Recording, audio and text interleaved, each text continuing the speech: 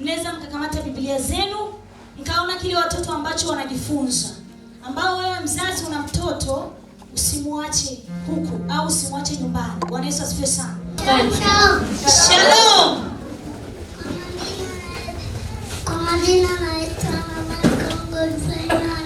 Yes. Zaburi 117 inasemaje mtoto mzuri?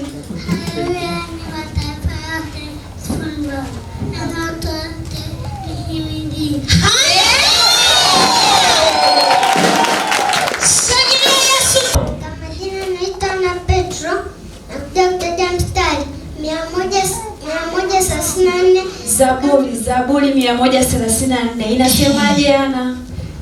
Tazameni watumishi wa Bwana, muhimidini Bwana nyote pia ninyi mnaosimama usiku katika nyumba ya Bwana. Painulieni patakatifu mkono wenu na kumuhimidi Bwana. Bwana akubariki kutoka Sayuni aliyezifanya mbingu na nchi.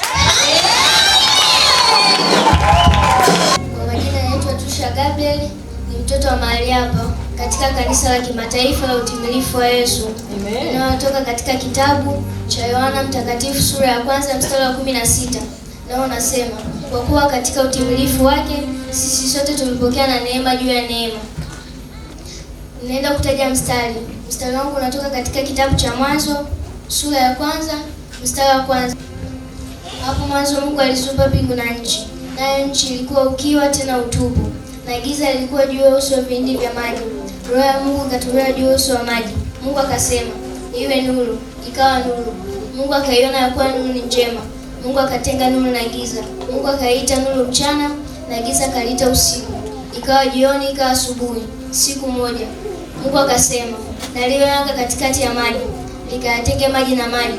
Mungu akalifanya anga, akayatenga yale maji yaliyo juu ya anga na yale maji yaliyo chini ya anga. Ikawa hivyo. Mungu akaliita lile anga mbingu. Ikawa jioni, ikawa asubuhi, siku ya pili. Mungu akasema, maji yaliyo chini ya mbingu na kusanyika mahali pamoja, ili pakavu paonekane. Mungu akapaita pale pakavu nchi, na penye makusanyiko ya maji akapaita bahari. Mungu akaona kuwa ni vyema. Mungu akasema, nchi na itoe majani, nchi itoe mbegu, mti uzao matunda kwa jinsi yake, ambao mbegu zake zimo ndani yake juu ya nchi. Ikawa hivyo. Nchi ikatoa majani, nchi itoa mbegu kwa jinsi yake, mti uzao matunda ambao mbegu zake zimo ndani yake kwa jinsi yake. Mungu akaona kuwa ni vyema. Ikawa jioni, ikawa asubuhi, siku ya tatu. Mungu akasema, na iwe mianga katika anga la mbingu, ikatenge kati ya mchana na usiku. Nayo iwe ndiyo dalili ya majira ya siku na miaka. Tena iwe ndiyo mianga katika anga la mbingu, ikatenge kati ya mchana na usiku. Ikawa hivyo.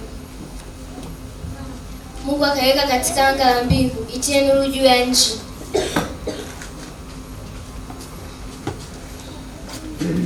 Mungu na kutawala mchana na usiku na kutenga nuru na giza. Mungu akaona kuwa ni vyema. Ikawa jioni, ikawa asubuhi, siku ya 4. Mungu akasema, maji na yajae kwa wingi wa kitu kiendacho chenye uhai. Mungu akasema, maji na yajae kwa wingi wa kitu kiendacho chenye uhai. Shalom, shalom kanisa. Shalom. Kwa majina naitwa Brother Sabrina Simon John. Mtoto wa mahali hapa katika kanisa la kimataifa la utimilifu wa Yesu. Nitaenda kutaja mstari. Zaburi 100 mstari wa 1 mpaka 6. Na unasema, fanyeni Bwana shangwe dunia yote. Mstari wa 2 na unasema, mtumikieni Bwana kwa furaha, njoni mbele zake kwa kuimba. Mstari wa 3 na unasema, jueni kwamba Bwana ndiye Mungu, ndiye aliyetuumba na sisi tu watu wake na kondoo malisho yake.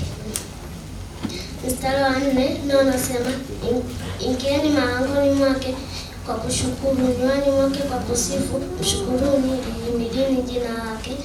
Mstari wa 5 na unasema, kwa kuwa Bwana ndiye mwema, rehema zake ni za milele na uaminifu wake vizazi na vizazi.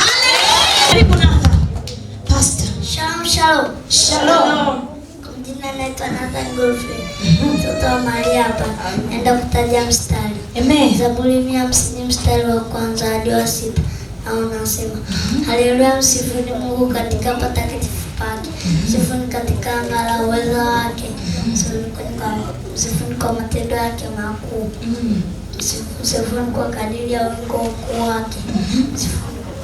Msifuni kwa mvumo wa baragumu. Yes. Msifuni kwa matari na kucheza. Msifuni kwa kinanda na kinubi. Msifuni kwa zeze na filimbi.